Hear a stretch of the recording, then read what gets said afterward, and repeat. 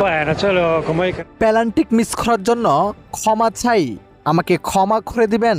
প্রিয় দর্শক, অস্ট্রিয়াকে নিজের গোলে উড়িয়ে দিয়ে পেনাল্টি মিস করায় দর্শকদের কাছে ক্ষমা চেয়ে একই বললেন লিওনেল মেসি। অস্ট্রিয়ার বিপক্ষে বাঁচা মরার লড়ে মাঠে নেমে দুর্দান্ত জয় তুলে নিয়েছে আর্জেন্টিনা, যেখানে 4 মিনিটে দুর্দান্ত একটি পেনাল্টি পান আর্জেন্টিনা। পেনাল্টি করতে এসেছিলেন লিওনেল মেসি, কিন্তু লিওনেল মেসি পেনাল্টিটি আর জালে ভরতে পারেন নাই, বাহির দিয়ে মেরে দিয়েছেন। এরপর বেশি সময় পার না করে 38 মিনিটে দুর্দান্ত গোল করে বসেন এই লিওনেল মেসি। এতে হাফ এনের আগে 1 গোলে এগিয়ে যায় আর্জেন্টিনা। দ্বিতীয় আর্ধের শুরু থেকে একের পর এক আক্রমণ করতে থাকেন লিওনেল মেসি। লিওনেল মেসি আরও 2টি আক্রমণ করে বসেন, কিন্তু দুর্দান্ত সেভ দেয় প্রতিপক্ষ গোলকিপার।